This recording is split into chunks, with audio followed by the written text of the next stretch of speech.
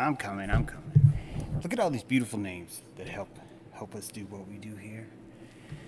You'd think that at least one of them would be able to get me to start the show on time. There, now we got that one off. Then we're going over here. All right, let's see. Can? Wait. Camps. There we go. There's some.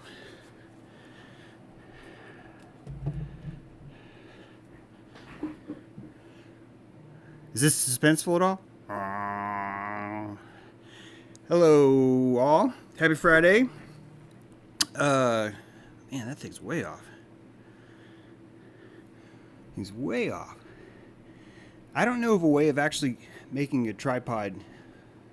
That's better. Stay there. You can hear me. I feel confident in my skills now, knowing that you can yeah, you can hear me. And Melanie can see me. And happy Friday. Sorry, I'm tardy. I was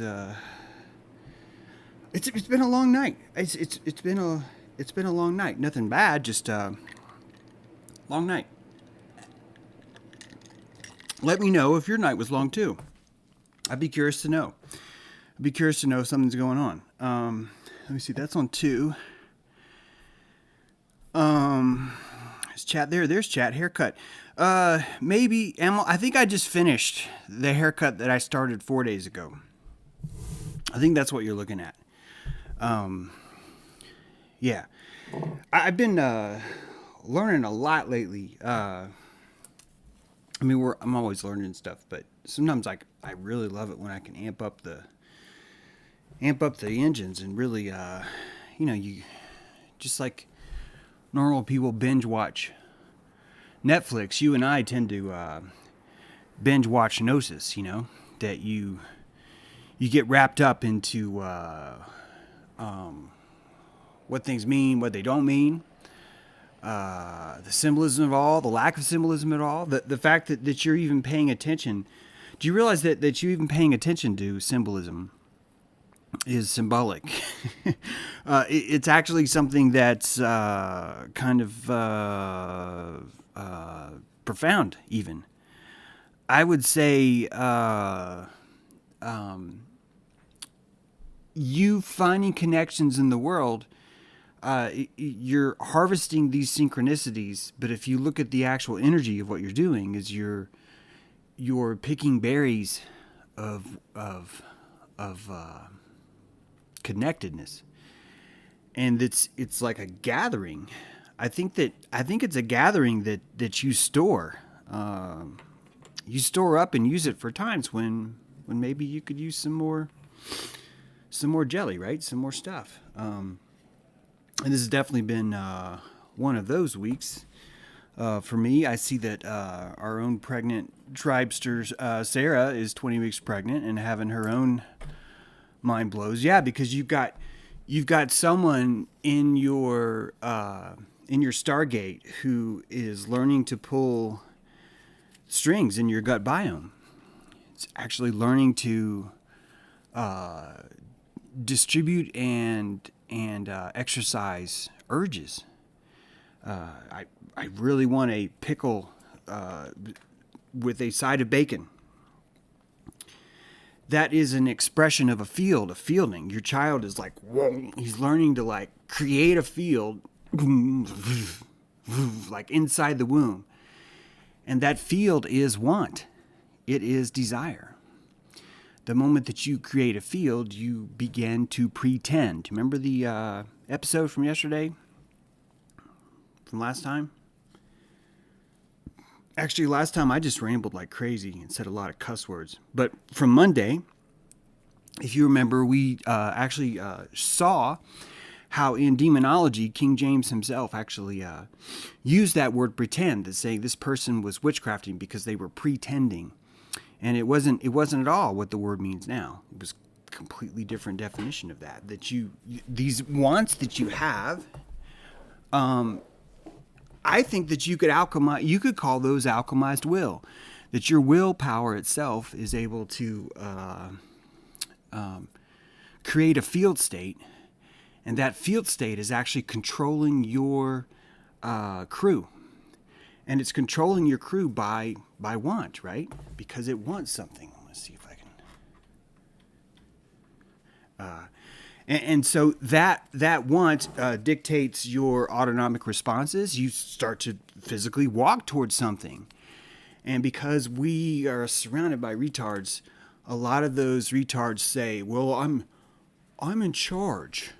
I'm the agency of my entire vessel." This was actually, I freaking love what Freud and Jung brought to psychoanalysis. Seriously, it's like amazing stuff. And yeah, Freud sucks, blah, blah, whatever. But he's showcasing to you before that era, people weren't even considering thoughts as being something rational or rendered by the psyche. I'm telling you, they weren't. That mostly what was steering us, you still see today. You see residue of this today in voters. They're voting for one of two parties. They're gutturally trapped. It's not even trapped. It's a uniform. It's a protective coating. They have created a sheen of want, and that want is that if they get something, then everything else is okay. And they're able to place their wares inside that safety deposit box and turn that key and knowingly, purposely even hide things from themselves. Because they know that there's an agent that's standing in front of the wheel. This was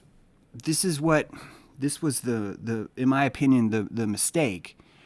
But it's not even a mistake, because if you look at where Jung and Freud were coming out of, they were crawling out of a primordial ooze of psychology. So their thinking was already well ahead of its time. So this isn't even me trying to denigrate them. I'm saying that there's something new that's come up, which is that, no, ego itself is not in charge. That this idea that ego must conquer the psyche is complete Stockholm syndrome. That the most truthful analysis that's ever been given of what the psyche really is, and if Jung and Freud could watch this clip, if I even had this clip so you could watch it, it would showcase to you the true nature of the psyche. And it comes from the film Cannonball Run, a deep thinking documentary about, although some would call it a comedy, I don't know why. I don't know why anyone would suggest that Cannonball Run was an entertainment movie. But then inside Cannonball Run, there's a scene where the very young, I believe his name is Tony Danza, was driving a limo. And in the front of the limo, it was a convertible. And in the front, there was a monkey dressed in a chauffeur's costume. And that anyone who saw this car driving, it looked like the monkey was driving the limo. And that if you understand right now, modern DSM-V's psychology tends to divide the psyche into parts, right? The ego, the id, the super id. It's this, it's a pyramid, and the ego is placed on top. And that we're calling rational man one who has agency over that, which I'm not actually saying that's not true. But the agency that the ego has is an IK chain. Fuck, you guys aren't going to know what that means. An inverse chromatic chain, a finger of witness that gets pointed not by the ego, but by this symbolic quest beneath it to either find connection or serendipity, which would be to open your pore and breathe in consciousness, or to not find serendipity, to not see connections in the world, which would be to close your pore and to energetically hibernate. And we have a society that's believed that, well, you have to dilate your pores and all the time. And if you care and love, you will just simply expose all of your orifices at all times to everyone, because that's what we call a decent society. But in fact, that notion of going dark becomes vital, becomes crucial to your survival. That you could, if you were to stay with your pores fully open, you would completely, possibly lose yourself in someone else. I gained a stutter once because I spent the weekend with my friend Jasper. I freaking thought it was the coolest thing in the world. I didn't know you could just walk around stuttering. I thought that it created a profound dramatic moment in the middle of what seemed like a very mundane conversation, and it turned out to be a very effective way to pull someone's attention. And as you start to unwind why Jasper was stuttering, you and I could say, well, it's because it's his 5-year-old ego, but no, that's not what happened at all. That you could look at that, you could look at 5-year-old Jasper stuttering as his energy body, literally opening his pore, noticing that it's not open enough, and creating the psychosis. And I don't mean psychosis in a bad way, Jasper, if you're watching, which I know you're not.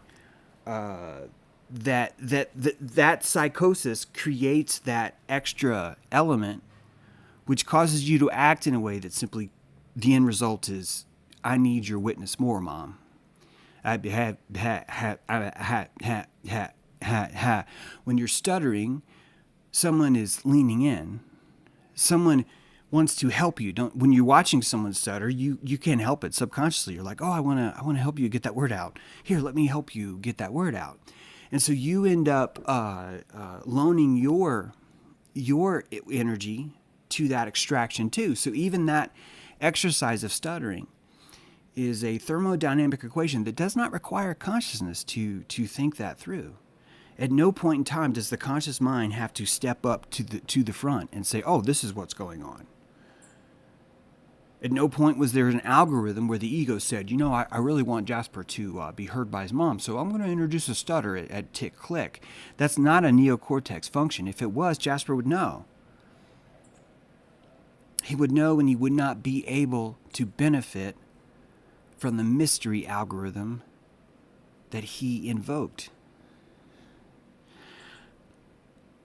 Before you tell me this is crazy, I want you to imagine that you were trying to divide a piece of cake between 3 children. No, between 2 children. We had to keep this easy. Between 2 children. And that you want so much that both those children feel loved. You want so much that those children don't bitch about the amount of cake they got. And so you will invoke a mystery purely to get you through that moment. And that mystery will be, you will absolve yourself from being the one who decides who gets which piece. And then as you start to cut, you stop and you're like, well, shoot, I can't even cut this because I'm going to have to say which one of them is going to pick first. And so therefore the other child would feel that well, of course you said it was going to be fair, but come on, listen to what you did. So the smart mother goes, you know what? I'm pulling myself even more mystery into this vortex. And I'm requiring the consensual witness of the participants who have created a field of I want cake, by the way. So they're invested in this pot. And I will then therefore give it to them. I will say, here, you take the knife and you cut. Well, what about me? And you pick. That you pick which ones of these cakes, right, is going to be your choice. That delegation is a form of tokenized governance that you've installed inside of your prana economy. And you did that because you did not want the machine itself to break down by you having to be the face of the administrator. This is what we talked about last episode, so all the cussing, is that the sensei cannot be the mother cannot be the sensei, that it requires the mother to hand off that role of sensei to a third party, because if you do not, it breaks the thermodynamic bond between the mother, i.e. God in this case, and the child, the one that's been sent into the Thunderdome. You're living in a Thunderdome. You don't believe me? Look outside. Literally blow dart needles raining down from the very referees that claim to be keeping the fight fair. You're in a Thunderdome. And this event is going to want you to feel connected to the world and then also not connected to the world. And you're going to be able to have that as truly one of the most important aspects of your defense, is how much you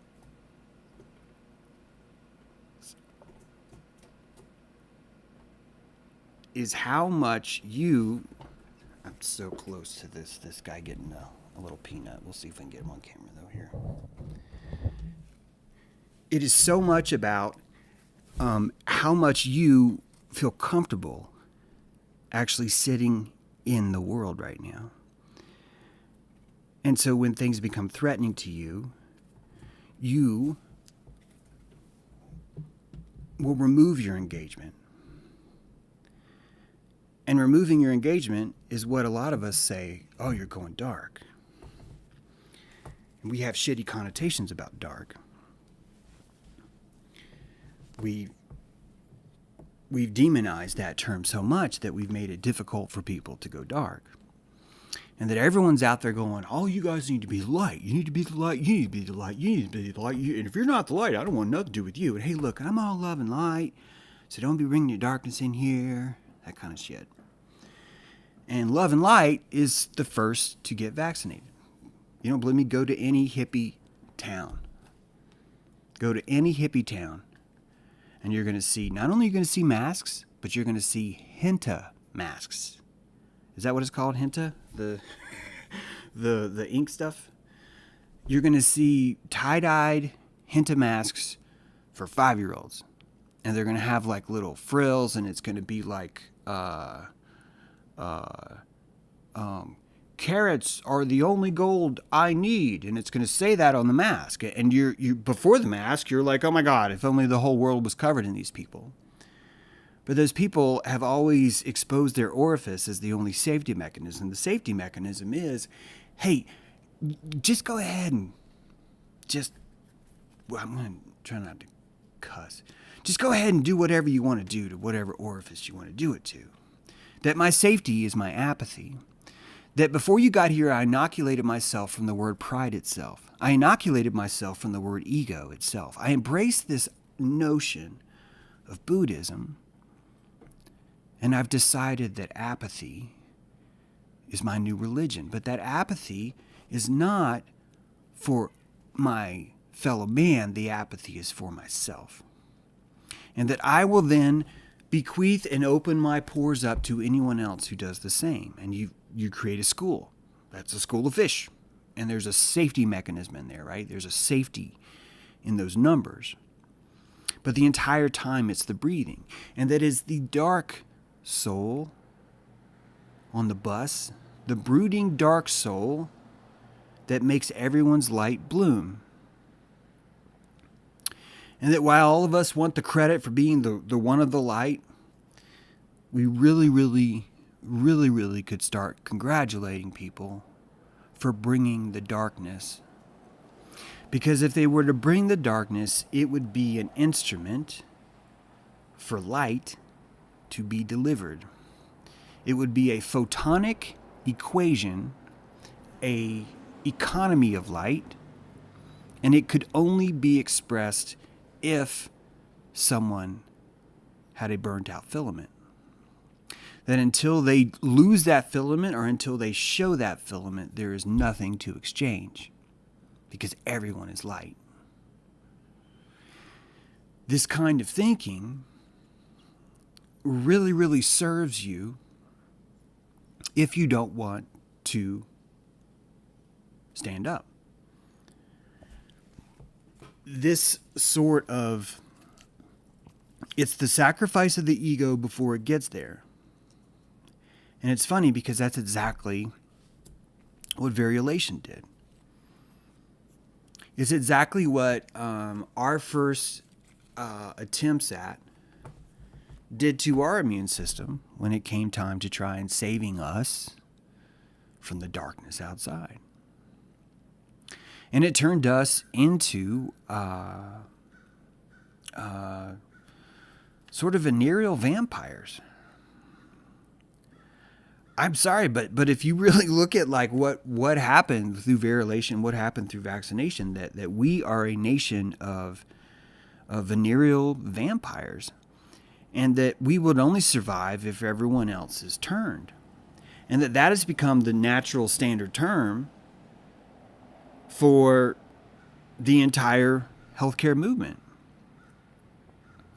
And the fittingness of this really, really transmits in the image from today's show. That the thumbnail image, I do not have that pulled up right now, but apologize, people. But that the image, you were so lost, Hugh. I'm so sorry to hear that.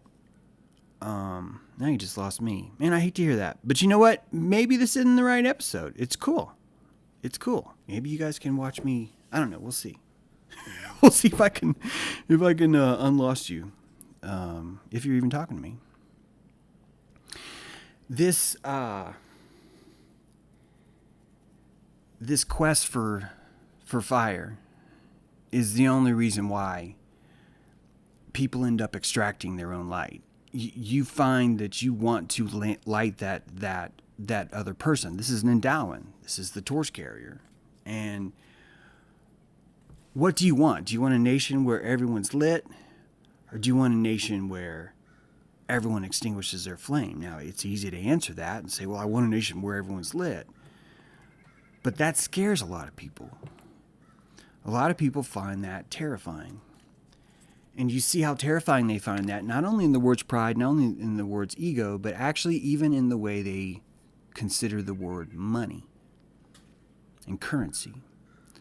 And that if you had the idea in your head that they are controlling everything, and that they are evil, and that they have already laid out, for example, crypto, that they have laid out crypto already, and they've got it all set up to where all the traps are there and all the snares are there, and because that's how clever they are, that what you're also saying, the subterranean belief that comes with that, is that you're literally saying, if I was to ever become successful, I would have to be evil. And this belief in they is serving you so much more. And it's the same thing as that island of extinguished torches. It's that same thing where, look, Martha's afraid of fire, so we don't let anyone have torches around here. That's our collective immunity. And then what do? You create capital. You create a currency on anti-currency. What is virtue signaling? Virtue signaling is the currency for people that hate money. Hugh, I hope you get that, because I swear I'm on it, man. You just have to find it, dude. You got to find that note. He says he got here late. If you don't have a currency, you create one. What does atheism do? If we don't have a God, we create one. It's NASA. It's Musk. It's scientism itself, right? The darkness that you bring into a circle is only going to manifest the light around you. You're going to pull it. You're going to pull it. It's a siphon. We need that kind of darkness. Not only that, but the person who's in the darkness, that's a quest for light. And it's a sign of, but I'm too afraid. It's a quest of, guys, I need a hand here. Can somebody give me a hand? And what do? You're too dark, my friend. You need to come over to the light. We end up with this economy where darkness is rejected. I've noticed as I've been talking to people about crypto that most of the people that hate crypto actually just hate money. They hate the idea that they could be successful because of the implication of what it would mean because of a lifetime of calling something they. And when you really do the anatomy of what is they is us 50 years ago. They is the elite successful ones of us right now 50 years ago. That the ones who were able to amass more influence, resources, witness, all these are the same, currency, that they are the ones that are making the decisions that you and I call they. And the naivete that we have about they is profound. That when you're on Twitter, you're listening to people saying, yeah, well, the reason why they're saying crypto is bad is because they really want you to use it. And when you find someone has that argument, you realize that would mean every single person that's pushing anti-vax really wants you to take the vaccine. And that everyone who's actually pushing the vaccine really doesn't want you to take the vaccine. And you can look at the world that way. I'm like the king of, hey, let's invert this and see what happens. But then you end up living in a world where the only way anyone could be noble was to completely always do the opposite of every single thing that they're saying, but then the opposite of that. It's some of the most confusing math I've ever heard. And we give all our power to they by implying that they are all intelligent.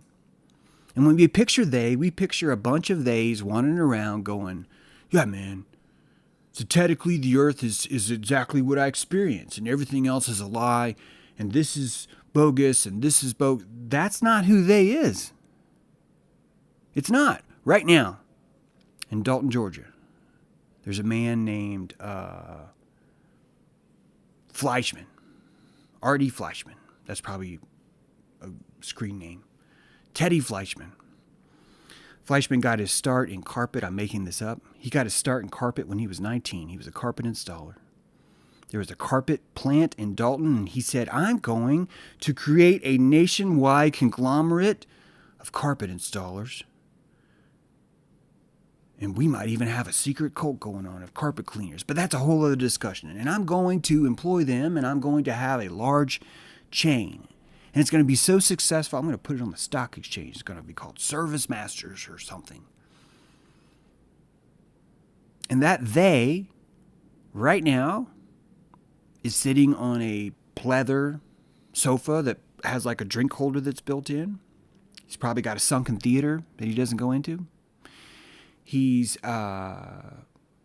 everything in his garage is like, sadly, really clean. There's like no grease anywhere because he sadly, because he's so wealthy, he doesn't actually work on things anymore.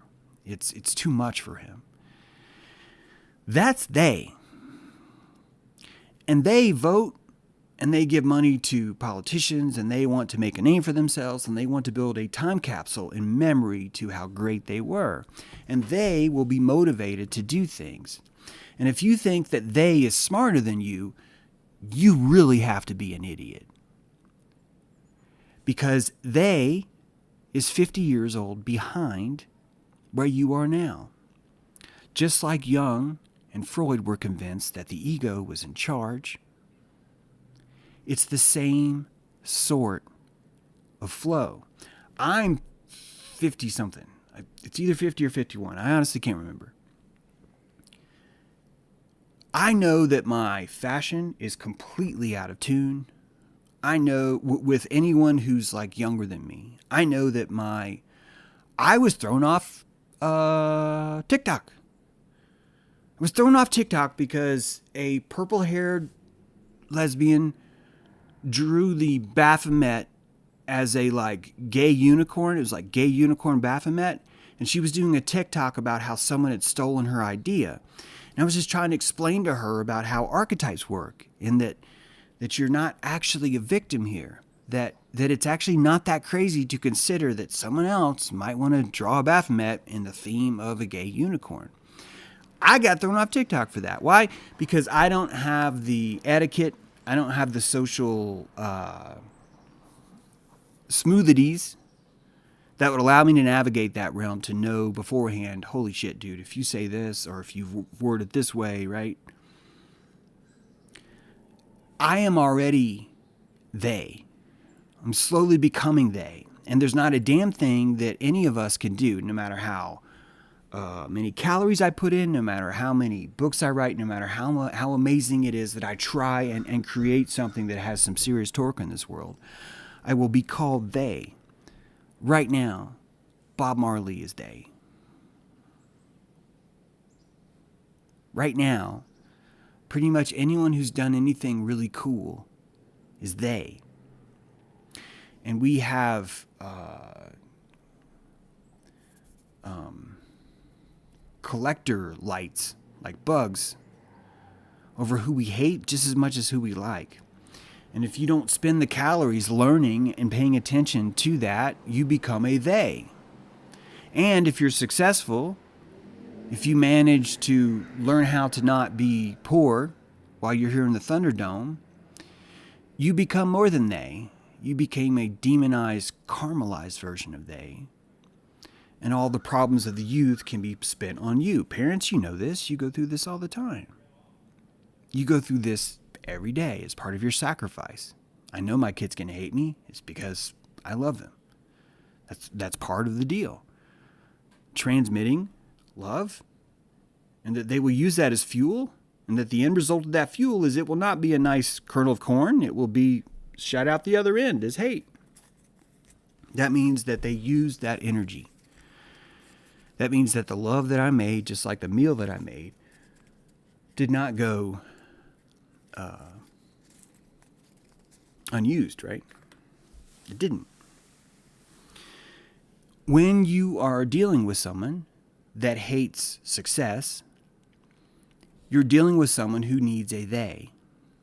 And that they're going to claim that they is highly intelligent, and they's not. If they was highly intelligent and better than you would have heard about flat earth a long time ago. You would have heard that deep state was just something we tell ourselves to feel better a long time ago. That a long time ago, the word deep state wasn't even a word. That a long time ago, all it took was a bounced check. A cleared check that had been co-signed to a robber for Watergate to break. That's it. And that it didn't get better because all it took after that was one single passport found in the rubble in New York.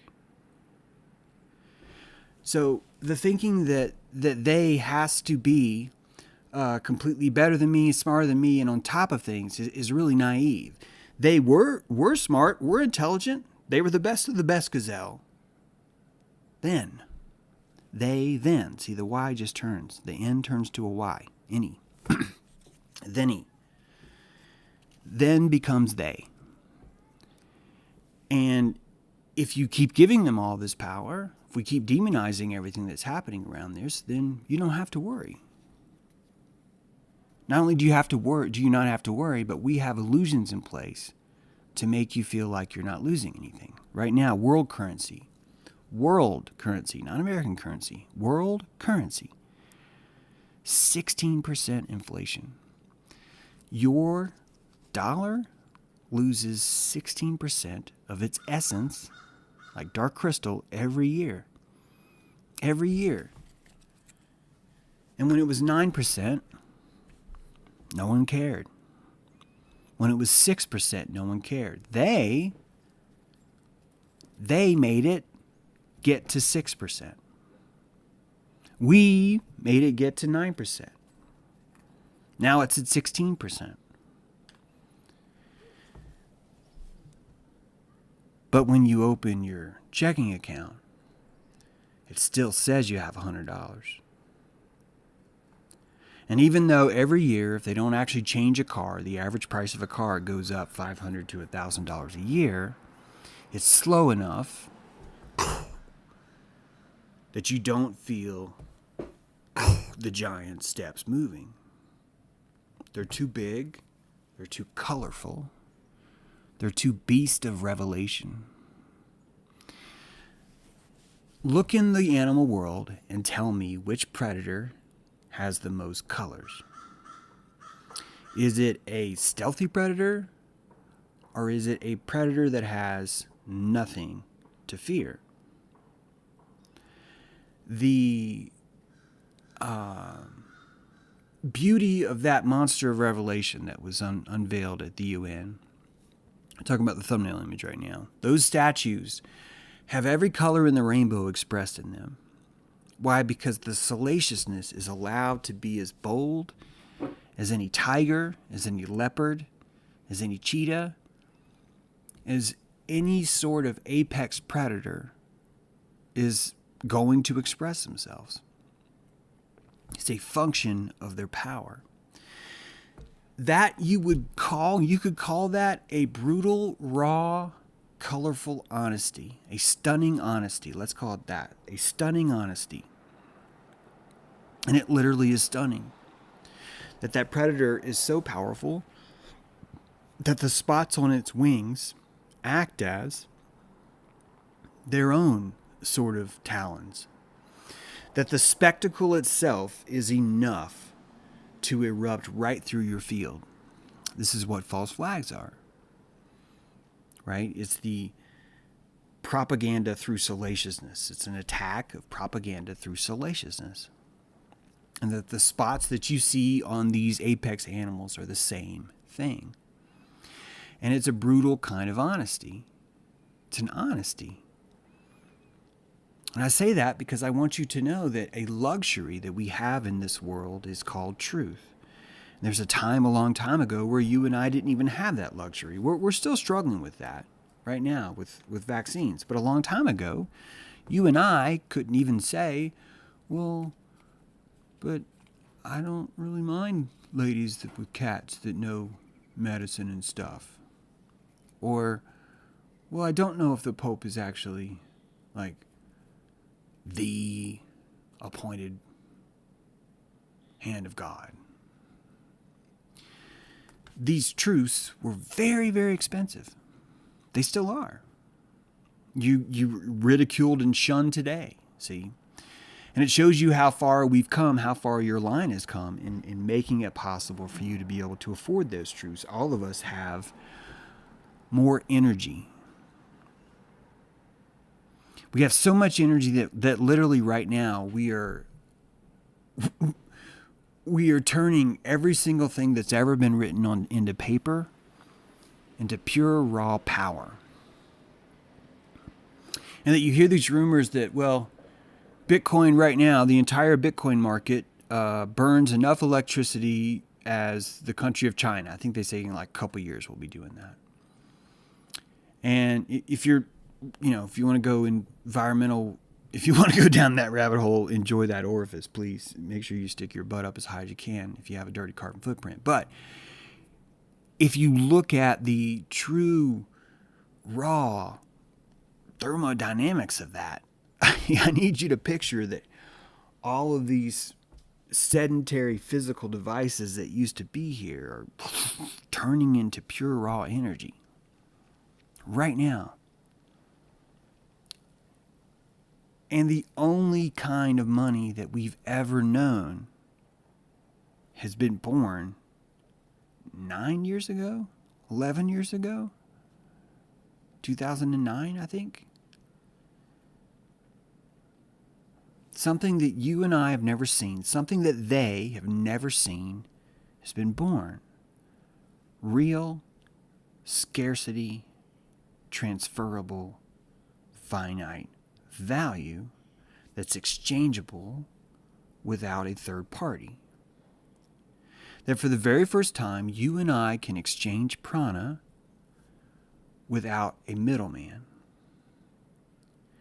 And that this kind of responsibility is huge, that I could send the wrong energy. I could send all of my wealth to the wrong person, and there's no way I can get it back. That would be the exact same thing that an archer would feel when he shoots his arrow. And so what does that do? It makes the archer pay the fuck attention to what he's doing. It forces the archer into a deeper kind of flow state. It's no different than the tightrope walker. It's no different than the window washer who's on top of the skyscraper. That work is not for everyone. There are people that will see that say, nope, I will never, ever do that. Are you nuts? I would never do that. And that those people are going to want to claim that washing windows is evil. And they're going to push as much as they can to make sure that no one around here ever walks on tightropes or tries to clean windows. That kind of raw power you're seeing, where every single thing that's ever been written down on paper is being turned into energy, scares the piss out of people that have spent their entire lives shedding every single bit of it that they can. And it started in the womb. It started when you wanted that pickle with the side of bacon, because you were able to build fields. Build a field of want, and the next thing you know, you're tasting bacon. You're like, holy shit. That connection is tapping you into some salt, reminding you of what this world looks like. For the first time, you're seeing through taste. Right? The amnesia kicks in. The first thing you see is taste, is flavor, is quenchment, right? There's no sight, there's no sound, there's simply gestion, right? Not in, but just gestion itself. And that becomes your first fingers on the world as you gestate things to open your pore and to close your pore. And that by the baby asking Sarah, I want some bacon, the baby itself is opening its pores to the world and saying, is this place safe? Do I have power in this world? And how much power do I actually have? And that these three motivations begin to form what you and I call the ego. And it would be no different to look at the ego itself as an actual finger of witness. That your subterranean everything of who you are uses its ego like a finger to point your attention. Because the child will pay attention to where you point. The kitty will follow the red laser poker dot. Will follow it. And it doesn't matter how long, the novelty does not wear off. That red dot is witness attention. And when we look at Bitcoin right now, when we look at cryptocurrency right now, do you know what makes a Bitcoin valid? It's called witness. There's a term called, I believe it's secured witness. No, it's entitled witness, or someone will correct me. Prune my lips, by the way. By the way, I mistranslated some German last time. Prune my lips, you have to check the comments. But that did not say mine peanut. It said my bad, which is still, actually that's even funnier. Anyway, back to this this witness is what gives Bitcoin its value, because someone sat there and witnessed the mining of it and claimed it as being true. And that their witness was held up into the scrutiny of light, and it was verified by the witness of others. And that secured witness is conglomerated into a hash and stored into the fucking liquid. Sorry, I just cussed. Oh, I was trying to make it all show. Stored into the liquid molten magma of that transaction. And that ledger is now not storing energy. It's not storing even money. It's storing consciousness. It's storing a tapestry of agreement. The agreement saying, this is valid. And every 10 minutes, I think, every hour, I think, maybe 12.5 Bitcoins are spit out of this machine.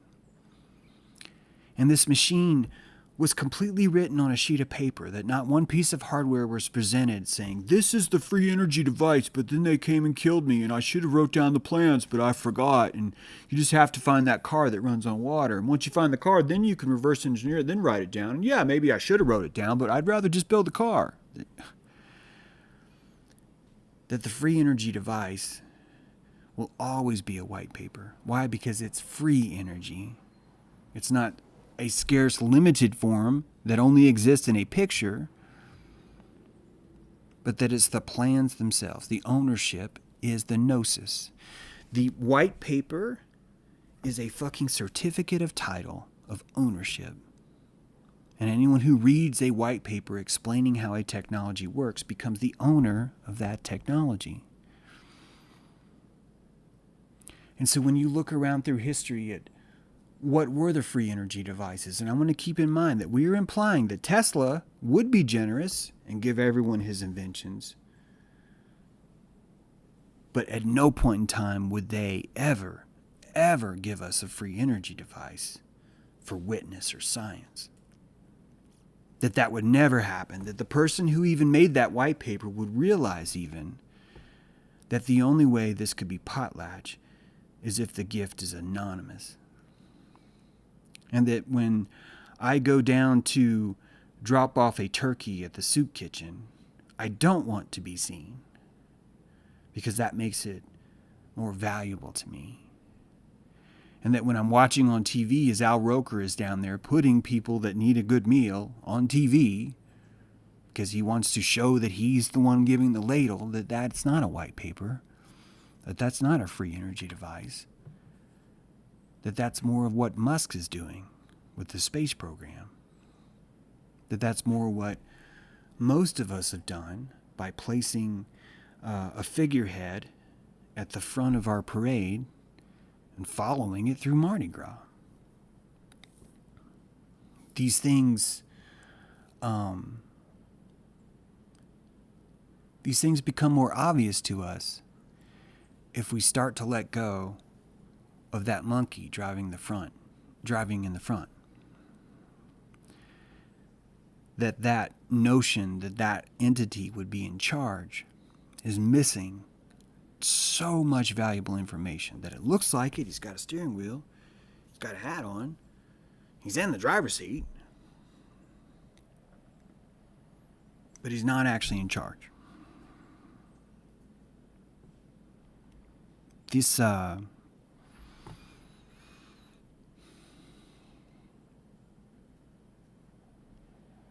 if you believe that everyone who's more successful than you is evil, is about the most profitable way you could have a hyena farm. And just like truth is expensive, just like it takes a certain amount of power for you to wear your true colors out into the world, just like that wealth is the exact same thing. That your success is the same sheen that is required of you to have a strong ego. It's the same energy. And that these desires that you have are truly your pore opening and closing, your barnacles opening and closing, to either take in more water or push out more. And that how you feel about your own success, about your own wealth, about your own proliferation, is a function of how uncomfortable it would feel to paint your house a million different colors and show people how proud you were of your wealth. That's an expensive thing to do. Requires lawn care, right? Requires maintenance. And then once you start doing that, you notice that it holds you up to a higher standard now, because when your gutter falls off and you used to not care, I don't even have gutters. It's great. See, it's great. I love that I don't have gutters. I get these super long icicles. I've created an entire economy around the fact that I when I bought this house, I was like, yeah, I don't want to buy gutters. That looks really hard. It's like 3 stories up. I was like, I don't care. I don't need gutters. And at the moment, if I was to ever express the gutters and put those on, at the moment that gutter would fall, I would then be hurt, because I would see my house and it would not reflect the same thing. We do this with cars. We do this with mortgages. We do this with everything. At the moment you spend that wealth and start to show that wealth, you suddenly are vulnerable. Because suddenly that shirt that you just had martinized, that you just came from the cleaners, now has chili on it. And if that was your Cubs shirt, it wouldn't matter. It'd be cute. But because it's a dress shirt and you just cleaned it up, you had it martinized, you still don't know what that means, but you're like, go ahead, martinize it. That entire concept now makes you vulnerable. It makes you vulnerable because now it's a tax. There's a tax on your posture is what happens.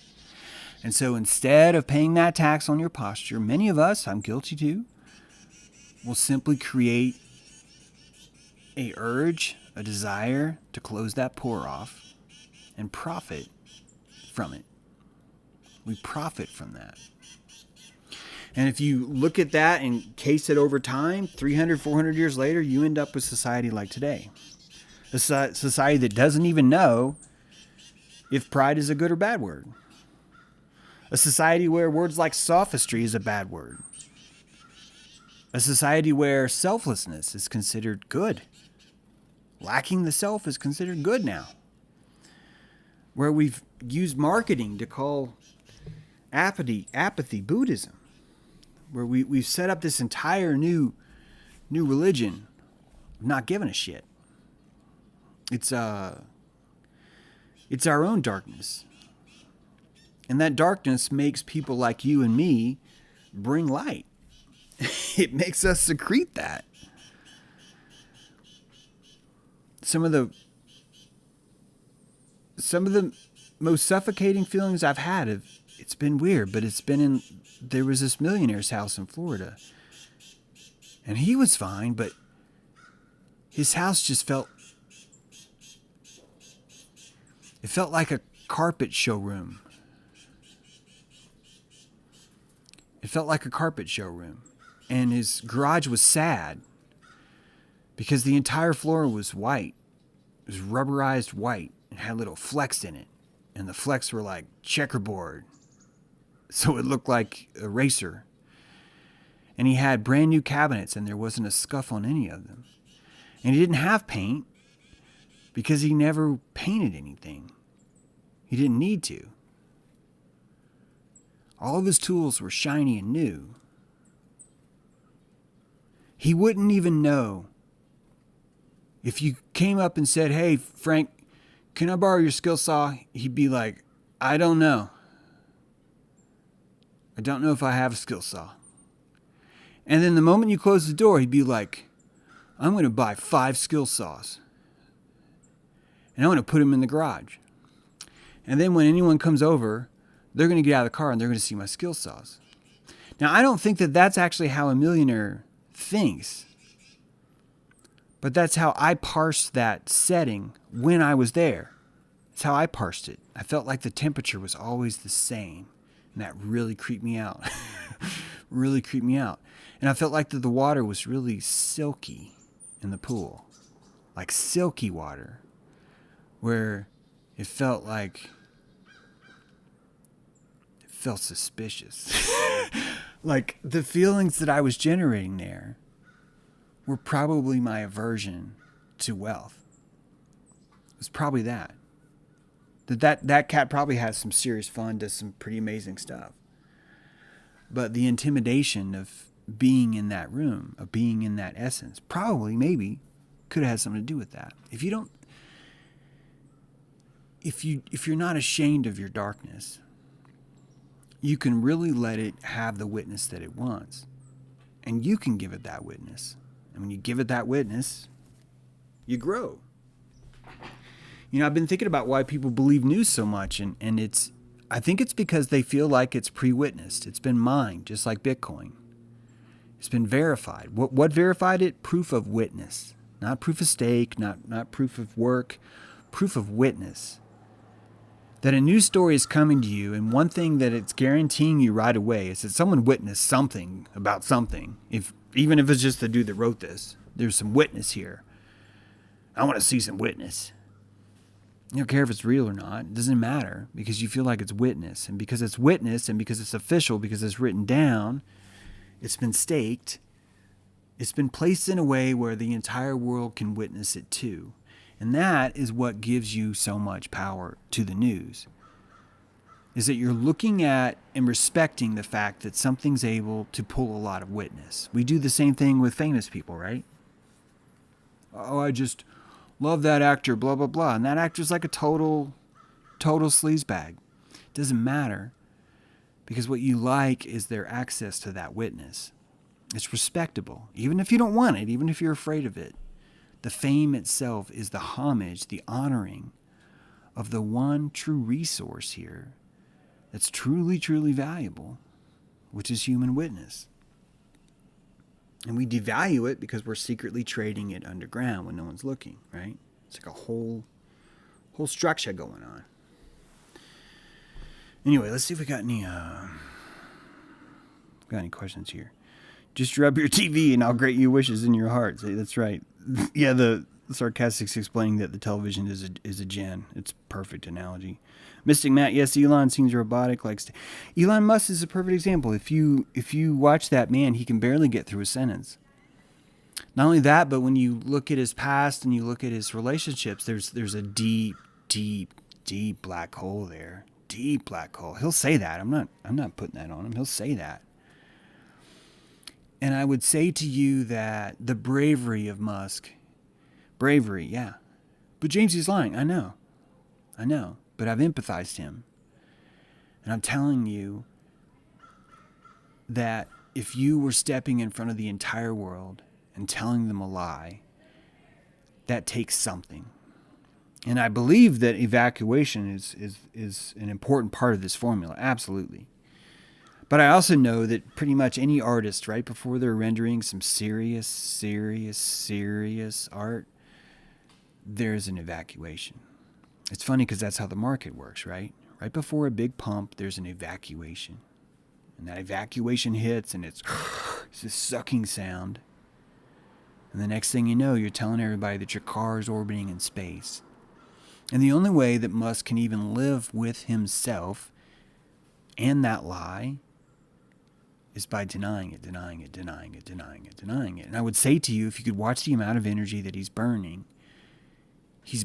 all that pride that he has that's being given to him by people that he knows maybe he doesn't deserve. I don't actually know how he feels about that because honestly, I think that after you've been out in the light that long, you become comfortable with it. I'm talking about in the light of your lie that long, that you become comfortable with it and it starts to become a fetish. So it could even actually propel him. It's an interesting dynamic. I don't know. But when you watch him try and hold his own, you definitely see that sort of thing. And did you guys catch that AI robot thing he did where literally people were dressed in, there's like a short person dressed in a costume and they pretended like they're a robot? And it, not once in the scene did Elon even say this is fake.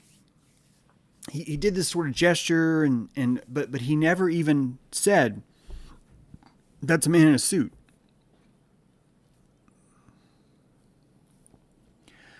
I think that risk assessment thing becomes an addiction that takes over. And when you're already leveraged falsely, it kind of becomes easier to just keep leveraging. In fact, you start to notice that if you leverage more falsities, you forget about the first falsity. So then you just think, well, I'll just come up with a better ROI on my falsity. And it's funny because we can look at that and say, yo, that's Musk, he's evil. But no, the entire market works that way. The entire world works that way. You're looking at that right now with crypto. That's why it's such a fascinating time to be looking at this, because we are looking at all these IPOs. That stuff 20 years ago wasn't accessible to people like you and me. IPOs really are angel investors making a shitload of money by offering the opportunity to someone else after they've already got it.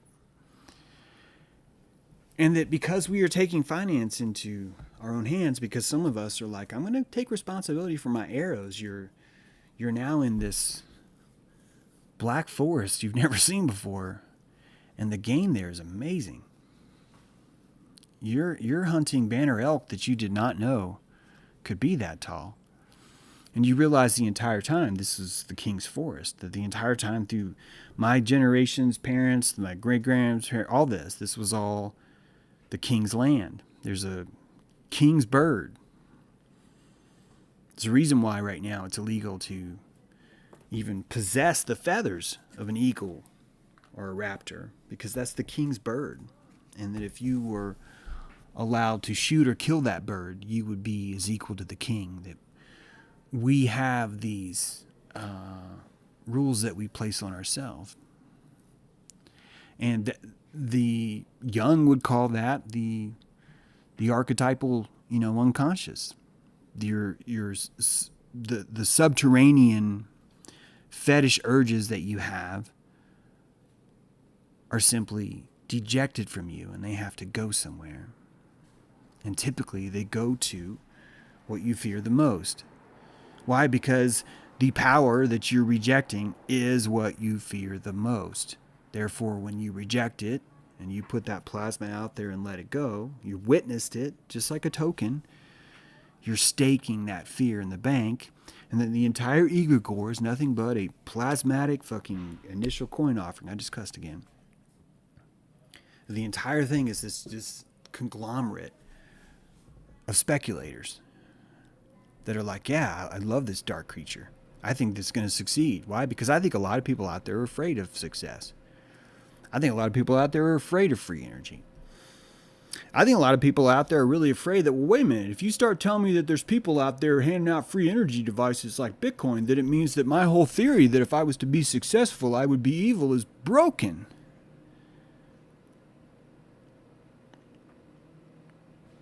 And people can't have that.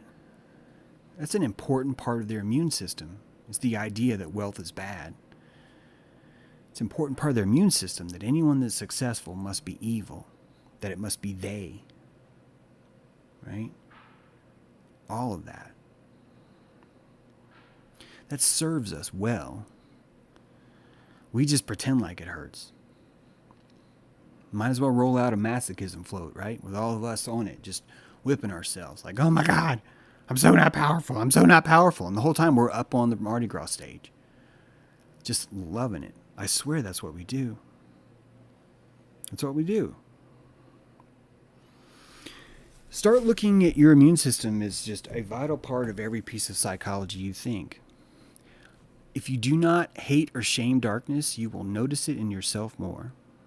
And when you notice it in yourself more, you will double down with proof of stake on that witness, and you will give that darkness witness. And your darkness will start to serve you more. That's got to sound evil, right? Oh my God, he said the darkness is going to serve him more, but your darkness will serve you more. Because it's telling you when something is about to pump. You could look at the market right now and go, oh, everything's just shit. My God, everything's just incredibly awful. And fuck, man, everything's just horrible. Or you can look at it and say, man, I better wear a damn helmet. This thing's fucking getting ready to blow. That's my third cuss. It's an important time. And this time's not always going to be here. So, use it wisely. Don't be watching me. Go do other stuff. I'm just kidding. Please watch me. I could really use a viewership. We are starting a new show today. And either this is going to work or I'm just going to stop. But we're going to start a new show this afternoon. And it's just for patrons right now because it's sort of more like a gathering. It's like, it's not even a show. I guess I shouldn't have said that because it's supposed to be like a test. But anyway, what time is that at, Melanie? It'll take a few minutes for the text to get here, but Melanie's going to tell me what time that is. Actually, I think it's right here in my email. But if you want to join us for that, Catherine, who you've heard in our other videos, some of our short videos, she'll be joining us. And 6 p.m. Eastern is when it is. And if you're on Patreon or probably in that Telegram group, you can join us. I think we might even show that. If we show that, I think we're going to show it on... Did you guys know that there's another channel? It's called Dojo Earth. It's a second YouTube channel. And there's only like 700 or so subscribers. It'd be great if there's 1,000 because then we could actually live stream.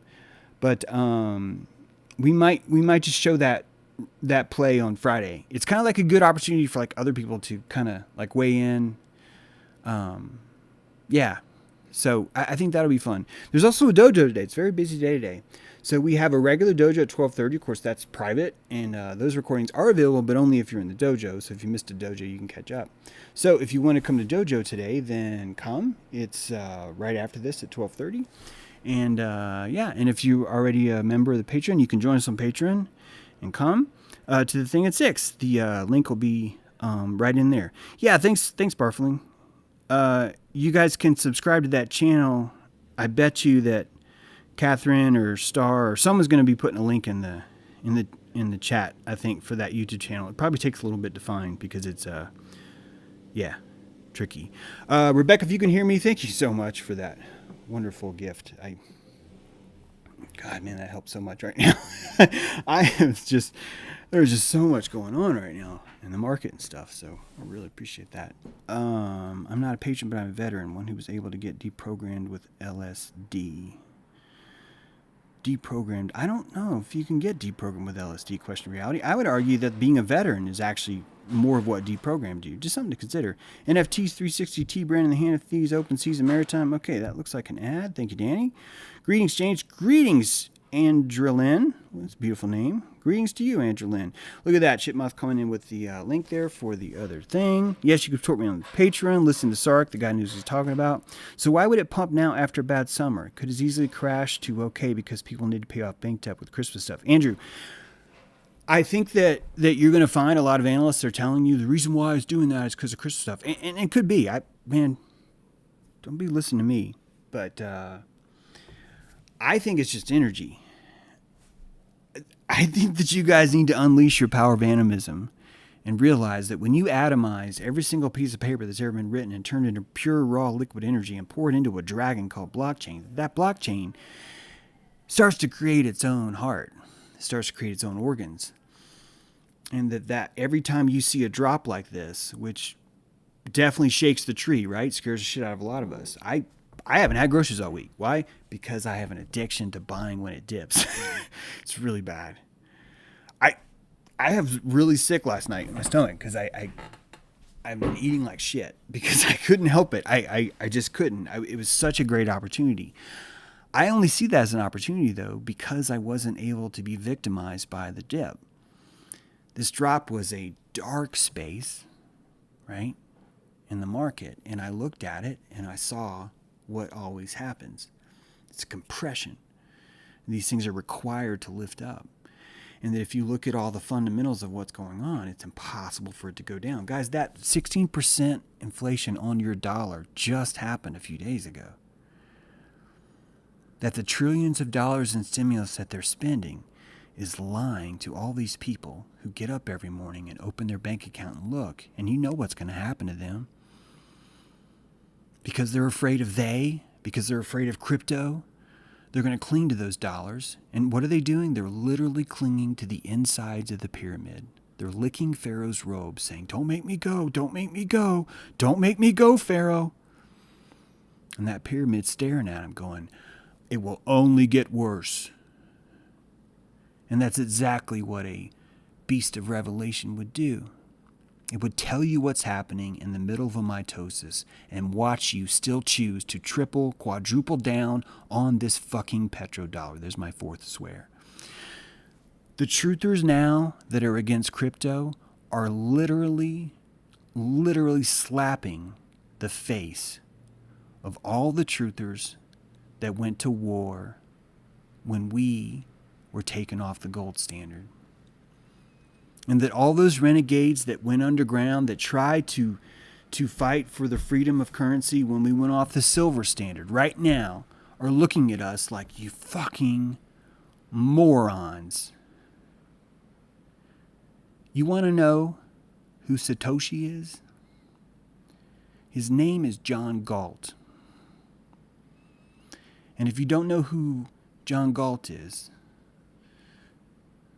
there's a reason. And if you know who John Galt is, hopefully right now you're like, damn, James,